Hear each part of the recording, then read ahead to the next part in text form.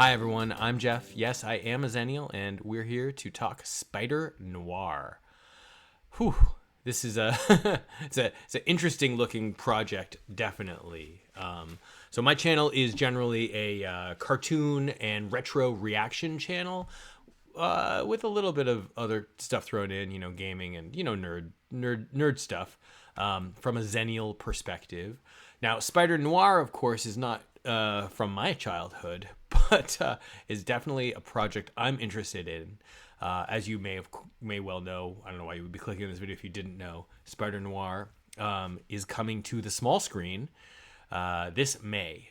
So a new trailer was just released for this Spider-Noir project, and we're going to do a reaction to it. If you want to jump ahead to the actual reaction, just look down below for a quick jump chapter time. Otherwise, I want to just yap for a minute here because there's an interesting background to Spider-Noir, and I can let you know at least what I'm aware of this series before we go into the trailer. So, this is going to be an Amazon MGM project. It's coming out on May 25th. All episodes, I think it's 8 episodes, are going to be streaming. It stars Nicolas Cage as Spider-Noir, reprising. He is playing Spider-Noir, which is a role he played in the Across the Spider-Verse animated films. However, this version of Spider-Noir is a different one than the animated one, just to be totally clear.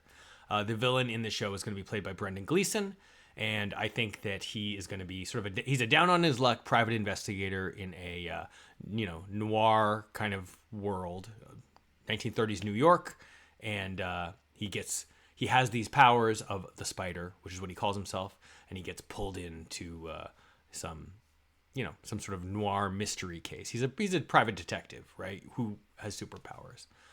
This is definitely a different Spider-Man than was seen in the animated films, the Sony animation films, made clear by the fact that Nicolas Cage is not playing Peter Parker. So just to make that clear distinction, he is playing a version of Spider-Man who is Ben Reilly.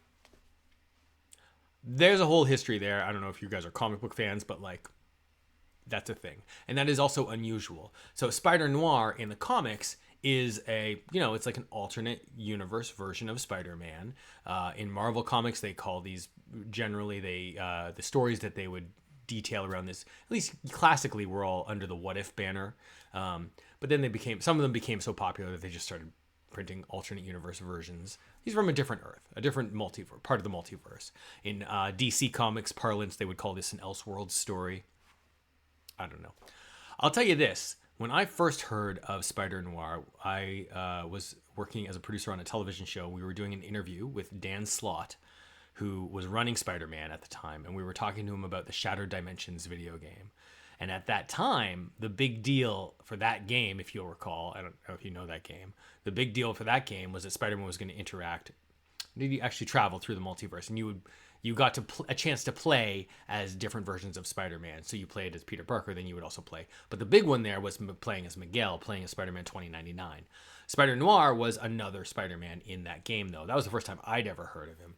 And I did not think that it would catch on, honestly. In that game, I thought that, playing as Miguel O'Hara, right? Spider-Man 2099 was awesome. But, for a video game, I get it. Totally. It's very unique, and you play in the shadows and very Batman-esque kind of thing. But to bring that property and elevate it to something that the broad public would enjoy always struck me as kind of a dubious proposal. And I my evidence for that is referencing the Shadow film, and then in particular, much more modern than the Shadow, is the Saint, and the Saint. No, sorry, not the Saint. The Spirit, the Saint. The Saint's a different thing. That's a spy thing, which did have a semi-successful reboot film, but the Spirit had a film, and that was in the early 2000s. Gabriel Macht and Samuel L. Jackson, and it tanked. I just don't think that seems like the kind of project that would be aligned with Spider-Noir, and and maybe it's just, a case of like, wrong place, wrong time, wrong people, wrong script. I don't know. Or a property that just didn't have the cachet of Spider-Man. Because no matter what, like, this still has a Spider-Man sort of backing to it. So, there's an underpinning to it that like has a broad popularity. And then, of course, what we all saw with the Spider-Verse films. Man, and Nicolas Cage. Nicolas Cage is so good. You gotta love Nicolas Cage. The guy is, he's unflappable, amazing. He goes too far sometimes, but like, if he didn't go that far, I feel like you wouldn't get the performances that you do get that are like, incredible. Because sometimes it requires going like beyond what anyone thought was reasonable. Anyway, Spider-Man Noir is a fantastic character. I think Nick Cage does a great job with him, and I am thrilled that they're taking what was animated and successful in those films and bringing it into live action. I don't necessarily know that this show is going to track and be huge. Phil Lord and Chris Miller are involved in the production of this show. There have been some posters released and then a trailer which just came out. Now, the one other thing to note about this show is that they shot it and, well, I don't know how they shot it, but it is being released in 2 different formats. So you'll have the opportunity to watch it in black and white or in color. And I think that the colorization they did was a very specific kind of tonal sort of choice. I'm probably going to watch it in black and white. I think that would be kind of cool. But I have both versions of the trailer here. So let's start by watching the black and white version, and then we can check out the color version afterwards. Okay? One sec. Hey to anyone who jumped right to here. So we are about to watch the Spider-Noir trailer. This is an Amazon Prime show. Just before we jump in, there were 2 posters that were released. And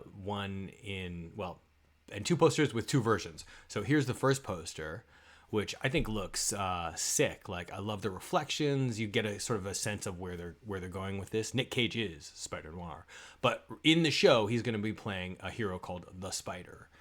Now, as you'll see, this is black and white, but also there's a color version. So this show is being released in black and white and in color. Secondly, there's this one, and this one lets you know that this Spider-Man is not Peter Parker. This is Ben Reilly Spider-Man. So my 90s kids who know the Spider-Man animated series well, you may remember Ben Reilly. or Spider-Man fans from the 90s who, I don't know if they're fans of the Clone Saga. This one's also in color as well. So anyway, those are the two versions of the poster. Let's go in and let's check out this trailer now. Nick Cage. We're gonna watch the black and white version of the trailer. Tell me why. You already know how it ends. Well, then, start from the beginning. Oh, reflections. Ticks. Huh? Thoughts. What are his special powers? Can he read Impulses. thoughts? No. Can he? I manage to suppress them. Most of the time. Man, he looks scary. Like, he looks like intimidating. That's what I mean. Yeah. Wait. What the hell happened to him? I beat up some guys in a bar. What's wrong with that? God, plaster.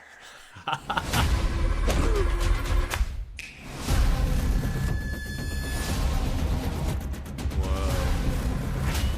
The sound design is great too, eh? Comes no responsibility. That's not how it normally goes. What are you thinking about over there?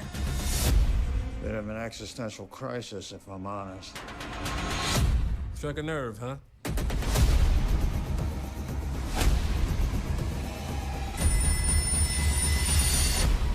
Man. What? Oh, the cracked screen. Black and white or true hue color. Wow.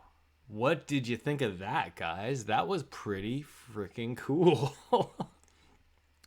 Obviously shot just like all of those classic, noir films that I don't know. I've watched it. I haven't watched that many. I'm not like a deep lore noir kind of film guy, but I've watched a lot. I watched a lot of films, so I've seen more than the average bear. But I don't know. I'm not an expert on it, certainly. But it looked cool. I thought it looked cool. And you know what? For some reason, I was thinking about, obviously him being all of these things, him being Ben Reilly and the Spider-Man version of Spider-Noir from the animated films. But I totally didn't even think about, like, oh yeah, there will be Spider-Noir versions of his villains in this, won't there? Like, was that Electro? Was that the Human Torch? Who can say? I mean, you would assume we're going to get like the crime family kind of things, and maybe like Tombstone or the Enforcers or something like that. That would sort of make sense. But yeah, interesting. I loved all of the the look is right on the money. Hold on one sec. The sound design I thought was great. I think the shadows look good, but I bet you this is going to look pretty good in color too. Let's watch that trailer one more time in color and see what we think. It's true hue color, which I'm not exactly sure what that means. I think that's perhaps just marketing for like they've played very pointedly with how they're coloring this project, this show. Tell me why. You already know how it ends. Well, then start from the beginning. It's still going to use a lot of shadows, I'm sure, right? Ticks. Dots. There's a real element of horror to this too, right? I managed to suppress them. It looks good in color. And he Most does of the look time. super creepy.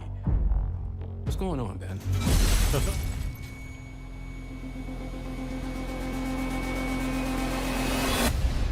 Whoa. Wait. What the hell happened to him? I beat up some guys in a bar. And I got plastered. Look at that. The snapping. That's just these little affectations that only Nick Cage can pull off, So good. Oh, that shot was great. What are you thinking about over there? Bit of an existential crisis, if I'm honest. Struck a nerve, huh? Ooh, that shot was really cool too. Oh, swinging through the streets of New York. Dang. An authentic black and white. Okay. I'm gonna give him some props for that. That's pretty sick. I think it looks good. I think it looks really cool. I bet you there's a ton of little small things that I'm not noticing because I'm not like super deep in the Spider-Noir lore. But I'm sure I'll put some links down below if I can find some resources to people who are doing like shot by shot breakdowns. But I'm sure that this is the kind of thing that might warrant that. If you're deep in the lore, although I don't think it matters really. I'm happy to go into this like interested and like semi-blind. Yeah, like I know more than normal people do about Spider-Noir, but so do you at this point, right? So anyway, I hope you're excited because I'm totally excited. I have to decide now. Like I thought I was gonna watch it in black and white, but the color version looked so cool too. I don't know. Anyway, I think Nick Cage looks great. You know that he's gonna put his all into it. He always does. I haven't seen Nick Cage really phone it. Well, okay. There have been a few of those direct-to-streaming films that are questionable. But maybe some of that may have to do with his choice in projects and the writing quality. But like he is a delight to watch on screen at all times. I think the supporting cast looks really good too, and all of the like the little minutia is just like fascinating to me. So I'm excited about this project. I hope you are too. Let me know what you think down in the comments below. Thanks for watching, everyone. I'll catch you next time. So long. Bye.